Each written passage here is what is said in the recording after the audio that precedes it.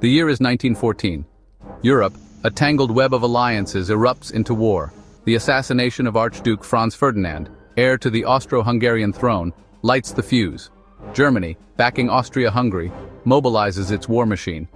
On the Eastern Front, a vast battlefield stretching from the Baltic Sea to the Black Sea, the Russian Empire prepares to face the German onslaught. Millions of men are about to be fed into a meat grinder of modern warfare. Among the Russian commanders is General Alexander Samsonov.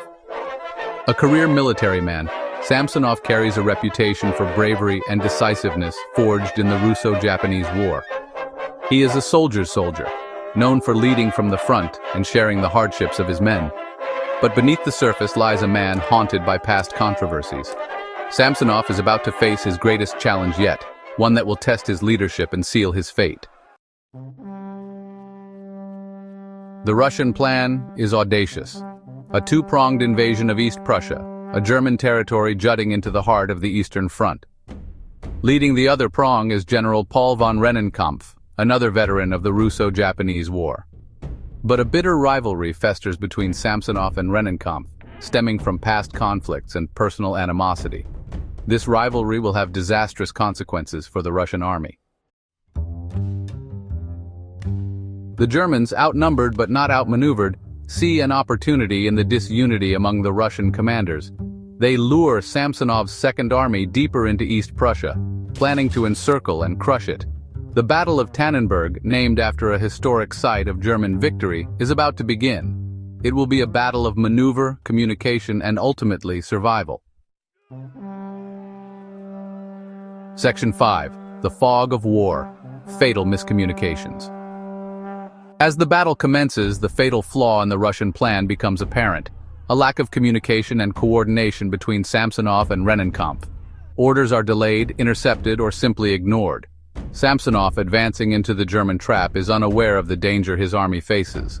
The fog of war, literal and metaphorical, descends upon the battlefield. Section 6. The Desperate Flight and a General's Demise. The German pincers close around Samsonov's Second Army. The meticulously planned encirclement by the German Eighth Army, led by Generals Hindenburg and Ludendorff, is executed with ruthless precision. The Russian forces, already weary and demoralized, find themselves trapped in a deadly vice. The once proud Second Army is now a disorganized mass of men, desperately trying to break free from the tightening noose. Chaos reigns as Russian units fight desperately to escape the encirclement. The soldiers, many of whom are young and inexperienced, are thrown into a maelstrom of confusion and fear.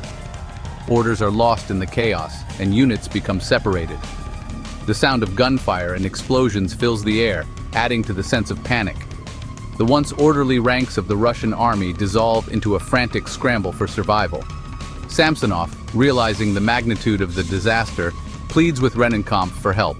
He sends urgent messages, hoping for reinforcements that could turn the tide. But the animosity between the two generals, stemming from previous conflicts, proves to be an insurmountable barrier. Rennenkampf, commanding the First Army, is either unwilling or unable to come to Samsonov's aid. The pleas for help are met with silence, leaving Samsonov to face the grim reality alone. But his pleas fall on deaf ears. The lack of response from Rennenkampf seals the fate of the Second Army.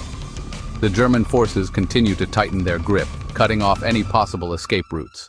The situation grows increasingly dire as supplies run low and morale plummets. The men, exhausted and hungry, begin to lose hope. The once formidable Russian army is now on the brink of annihilation. Trapped and facing utter destruction, Samsonov makes a fateful decision. He retreats to a secluded spot away from the chaos of the battlefield. The weight of his responsibility and the enormity of the defeat weigh heavily on his shoulders. In a moment of profound despair, he decides that he cannot bear to witness the complete destruction of his army. The thought of returning to Russia in disgrace is unbearable. He will not witness the annihilation of his army. The decision is made in solitude, a tragic end to a storied military career. The battlefield, once teeming with life and activity, now stands as a silent witness to the unfolding tragedy. The final stand of the Russian soldiers is a testament to their bravery, but it is ultimately in vain. The German forces are relentless, and the outcome is inevitable. On August 30th, 1914, General Alexander Samsonov takes his own life. His death marks the end of a tragic chapter in the history of World War I. The loss of the Second Army is a devastating blow to the Russian war effort, and the repercussions are felt for years to come. Samsonov's final resting place becomes a somber reminder of the cost of war and the personal toll it takes on those who lead. Section 7. A crushing defeat. The Aftermath of Tannenberg. The Battle of Tannenberg ends in a catastrophic defeat for the Russian army. Tens of thousands of Russian soldiers are killed or captured. The myth of German invincibility on the Eastern Front is born. The victory at Tannenberg sends shockwaves through the Allied powers and cements Germany's reputation as a formidable military power. Section 8. Remembering Samsonov, a legacy marred by tragedy. Samsonov's death, a tragic end to a controversial figure, raises questions about the nature of leadership and the fog of war. His life and career were marked by both commendable achievements and notable failures, making him a complex figure in military history. As we delve deeper into his story, we must consider the broader context of the era in which he lived and fought. Was he a victim of circumstance, betrayed by his rivals and failed by his superiors? The political and military landscape of early 20th century Russia was fraught with intrigue and power struggles. Samsonov, like many of his contemporaries, navigated a treacherous path filled with both opportunities and pitfalls. His decisions on the battlefield were influenced by a myriad of factors, including the pressures from his superiors and the ever-changing dynamics of war. Or did his own flaws contribute to the disaster at Tannenberg? Some historians argue that Samsonov's leadership style and strategic choices played a significant role in the catastrophic defeat. His inability to adapt to the rapidly evolving conditions of the battlefield, coupled with communication breakdowns and logistical challenges, exacerbated the situation. Yet, it is essential to recognize that the fog of war often clouds judgment and decision-making, leading to outcomes that are difficult to predict or control.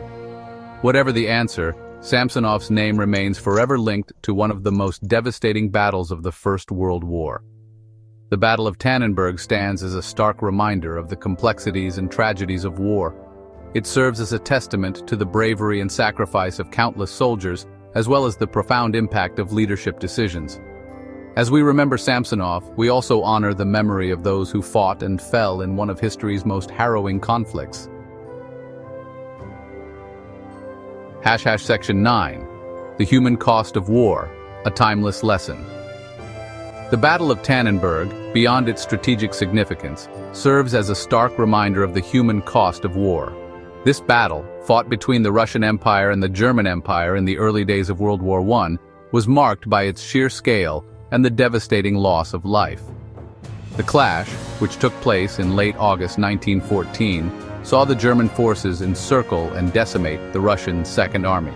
The strategic brilliance of the German commanders, Hindenburg and Ludendorff, was evident, but it came at a tremendous human cost. Thousands of men on both sides lost their lives in a matter of days. The battlefield was transformed into a harrowing landscape of death and destruction. The soldiers, many of whom were young men in the prime of their lives, were caught in the relentless machinery of war.